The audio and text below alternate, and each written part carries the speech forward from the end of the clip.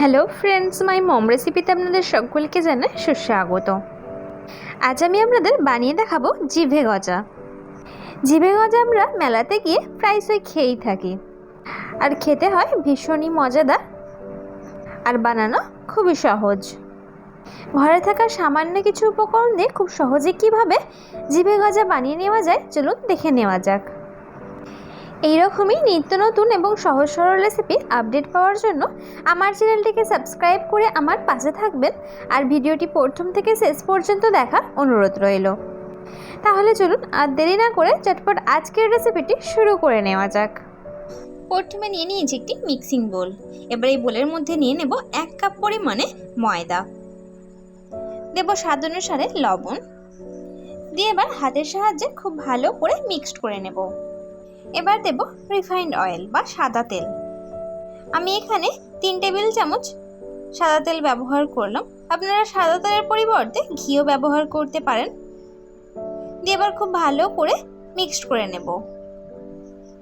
দেখুন, খুব ভালো করে মিক্সড করে নিয়েছি বেশ কিছুক্ষণ ধরে।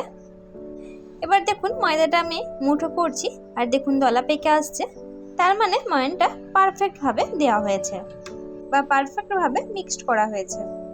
এবার আমি নর্মাল পানি দিয়ে একটা ডো বানিয়ে নেব। অল্প অল্প পানি দিয়ে একটা শক্ত ডো বানিয়ে নিতে হবে।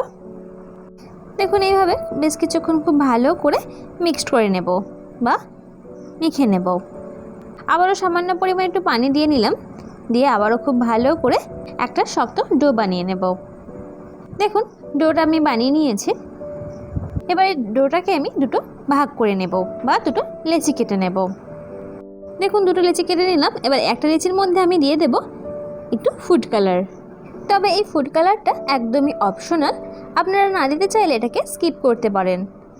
তবে আমরা মেলার মধ্যে জিভে গজা কিনে থাকলে নানান রকমের রং বেরঙের কিনে থাকি বা দেখে থাকি, তাই আমি সেই রকমই একটু বানাতে চাইলাম, তার জন্য আমি ফুড কালারটা ব্যবহার করলাম। আপনাদের যদি ফুড কালারটা অপছন্দের থাকে তাহলে এটাকে একদমই স্কিপ করে দেবেন। দেখুন ফুড কালারটা দিয়ে বেশ কিছুক্ষণ ভালো করে মিক্সড করে নিয়েছি। এবার এই ডোগুলো থেকে ছোট ছোট লেচি কেটে নেব। আমরা লুচির যেরকম লেচি কেটে থাকি তার থেকে ছোট পরিমাণে লেচিগুলো কেটে নেব। দেখুন প্রথমে একটা পিড়ে বেলনি নিয়ে নিয়েছি। এবার আমি একটা ডোটাকে নিয়ে এইভাবে রোল করে নেব। দেখুন হাতের সাহায্যে এইভাবে রোল করে নিতে হবে। দেখুন আমি রোল করে নিয়েছি। এবার একটা নাইফের সাহায্যে এইভাবে কেটে নেব। দেখুন আমি একটা নাইফের সাহায্যে কেটে নিলাম। এবার আমি হাতের সাহায্যে এইভাবে গোল করে শেপ দিয়ে নেব। দেখুন সমস্ত লেচিগুলো আমি শেপ করে নিয়েছি বা শেপ দিয়ে নিয়েছি। এবার আমি ফুড কালার মেশানো লেচিগুলো কেটে নেব। দেখুন এই ডোটাকেও আমি এইভাবে হাতের সাহায্যে রোল করে নিয়েছি। এবার নাইফের সাহায্যে এইভাবে কেটে নিচ্ছি। দেখুন লেচিগুলো আমি কেটে নিলাম, আবার হাতের সাহায্যে গোল করে নেব। দেখুন সমস্ত লেচিগুলো আমি গোল করে শেপ দিয়ে নিয়েছি। এবার আমি সমস্ত লেচিগুলো জিভে গজার আকারে বেলে নেব। তার আগে বানিয়ে নেব চিনির শিরা। প্রথম চুলাইটি কড়াই বসে তাতে দিয়ে নিলাম 1 কাপ পরিমাণে চিনি। এবার এই কড়াইয়ের মধ্যে দিয়ে নেব 1/2 কাপ পরিমাণে পানি। দেখুন 1/2 কাপ পরিমাণে পানি দিয়ে নিলাম। এবার খুব ভালো করে মিক্সড করে নেব, বা চিনিটা যতক্ষণ না গলে আসে বা একটু আঠালো আঠালো হয়ে আসে ততক্ষণ আমি ভালো করে ফুটিয়ে নেব। দেখুন এইভাবে একটা চামচের সাহায্যে খুব ভালো করে নাড়াচাড়া করে ফুটিয়ে নিতে হবে বা চিনির শিরাটা বানিয়ে নিতে হবে। এবার দিয়ে দেব একটা ফাটিয়ে নেওয়া এলাচ। এলাচটা দিয়ে নেওয়ার পর আবারও খুব ভালো করে নাড়াচাড়া করে ফুটিয়ে নেব।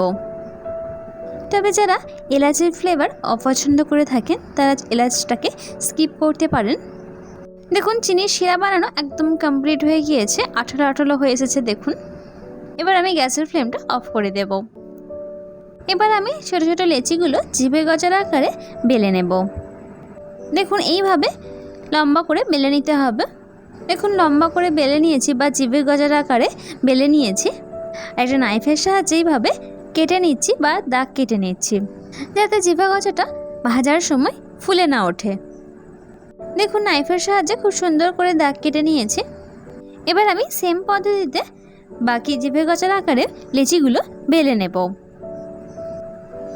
দেখুন আমি ফুড কালার মেশানো এই লেচিটাকেও বেলে নিলাম। বেলে সেম পদ্ধতিতে নাইফের সাহায্যে এইভাবে দাগ কেটে নেব। দেখুন একে একে সমস্ত লেচিগুলোই আমি বেলে নিয়েছি জিভে গজার আকারে। এবার আমি একে একে ভেজে নেব। প্রথমে চুলায় আমি একটি কড়াই বসিয়ে নিয়েছি। এবার তাতে দিয়ে নেব পরিমাণ মতো সাদা তেল বা রিফাইন্ড অয়েল।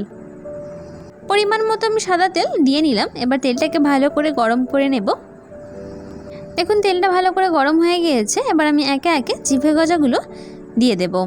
আমি একসঙ্গে দুটো করে জিভে গজা দিয়ে এইভাবে ভেজে নেব। আর জিভে গজাটা ভাজার সময় মিডিয়াম টু লো ফ্লেমে ভেজে নিতে হবে, তাহলেই কিন্তু পারফেক্টভাবে জিভে গজা ভাজা হবে। এইভাবে উল্টে পাল্টে ভেজে নিতে হবে। দেখুন বেশ কিছুক্ষণ আমি উল্টে পাল্টে মিডিয়াম টু লো ফ্লেমে ভেজে নিয়েছি। এবার একটি পাত্রের মধ্যে তুলে নেব। এবার আমি সেম পদ্ধতিতে বাকি জিভে গজাগুলোকেও ভেজে নেব। দেখুন এইভাবে উল্টে পাল্টে জিভে গজাগুলোকে ভেজে নিতে হবে। দেখুন জিভে গজাগুলোকে নাইফের সাহায্যে কেটে নিয়েছিলাম বলে আর দাগ কেটে নিয়েছিলাম বলে তেলেতে দেওয়ার পর লুচির মতো ফুলে ওঠেনি, একদম পারফেক্টভাবে জিভে গজার মতো ভাজা হচ্ছে।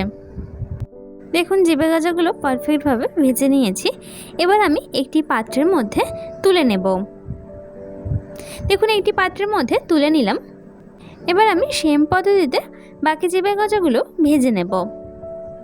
অপরদিকে দেখুন চিনির শিরাটাকে সুন্দরভাবে বানিয়ে নিয়েছি। চিনির শিরাটাও কিন্তু হালকা হালকা বা অল্প অল্প গরম রয়েছে। এবার আমি একে একে সমস্ত ভেজে নেওয়া জিভে গজাগুলো চিনির শিরার মধ্যে ডুবিয়ে নেব 1 থেকে 2 মিনিটের মতো। দেখুন জিভে গজাগুলো দিয়ে নেওয়ার পর এইভাবে উল্টে নিতে হবে, যাতে চিনির শিরাটা দুদিকে খুব ভালোভাবে লেগে যায়। চিনির শিরাতে ডুবিয়ে রাখার 2 মিনিট পর ফেরত এলাম। এবার আমি চুলাটাকে অন করে নেব আর 1 মিনিট মতো এইভাবে উল্টে পাল্টে খুব ভালো করে ফুটিয়ে নেব, যাতে জিভে গজার গায়ে যে চিনিগুলো লেগে থাকে। আর এইভাবে যদি ফুটিয়ে নেন তাহলে কিন্তু সেমভাবে এই চিনি এই জিভে গজার গায়ে লেগে থাকবে। আমরা যেমন মেলাতলায় খেয়ে থাকি ঠিক সেই রকমভাবেই তৈরি হবে। 1 মিনিট মতো ভালো করে ফুটিয়ে নিয়েছি। এবার আমি একটি পাত্রের মধ্যে তুলে নেব আর খুব ভালো করে ঠান্ডা করে নেব। আর দেখুন ঠান্ডা করে নিয়েছি। আর দেখুন জিভে গজার গায়ে কিন্তু খুব সুন্দরভাবে চিনিগুলো লেগে রয়েছে, একদম পারফেক্টভাবে মেলাতলার দোকানের মতো তৈরি হয়েছে। আর খেতেও কিন্তু ভীষণই টেস্টি হয়েছে। আমার আজকের রেসিপি আপনাদের কাছে কেমন লাগলো সেটি আমাকে কমেন্টের মাধ্যমে অবশ্যই জানাবেন। আর যদি ভালো লেগে থাকে তাহলে আপনারাও বাড়িতে ঠিক এইরকমভাবে বানিয়ে নিতে পারেন। আশা করছি আপনাদের সকলের খেতে ভীষণ ভালো লাগবে। যদি ভালো লেগে থাকে ছোট্ট একটি লাইক এবং প্রচুর প্রচুর শেয়ার করে দেবেন। আজকের মতো তবে আমি আপনাদের কাছ থেকে বিদায় নিলাম। কাল আবারও দেখা হচ্ছে নতুন কোনো এক রেসিপির সঙ্গে। লাস্ট অবধি আমার সঙ্গে থাকার জন্য আপনাদের সকলকে অসংখ্য ধন্যবাদ। আপনারা সকলে ভালো থাকবেন এবং সুস্থ থাকবেন।